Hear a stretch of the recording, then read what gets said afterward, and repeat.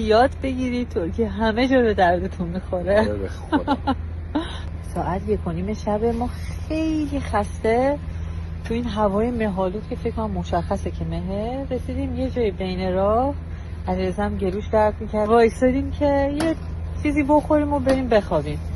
قبل سفر علیرضا هم میگفت لیلا ببین هر جا رفتیم تو ترکیه حرف زدی، به هر حال همه جا ترکیه به درد میخوره و اینا، ولی من فکر میکنم تو سیبری دیگه اینجا ترکیه به کار نمیاد.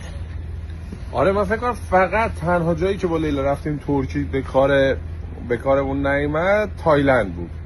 فکر میکنم اونم مثلا شاید مثلا یه هتلی جایی رفتیم مثلا ترکیه استانبولی اون خانمی که پول اکسچنج میکرد تو بانکوک و اون ترکی صحبت میکرد. خب چیزم خط میخوره هر لیست، تایلند هم خط میخوره.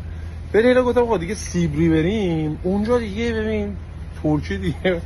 الان وایسادیم اینجا داشتیم میخوریم که چادر رو وا کنیم یواش یواش. ساعت 1:30 شب یه آقایی اومد نگهبان اینجا، شروع کرد روسی صحبت کردن. گفتیم روسی نمیدونیم، بعد یه خورده پلا کنیم که گفتیم ایرانی، بعد یهو گفتش که ترکی بلدی حرف بزنین.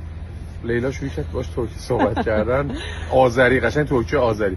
گفت اینجا ماشین سنگینا نمیذارن شما شب خوب بخوابید، بیاید من بهتون یه جایی رو بگم که اونجا خوب بخوابید.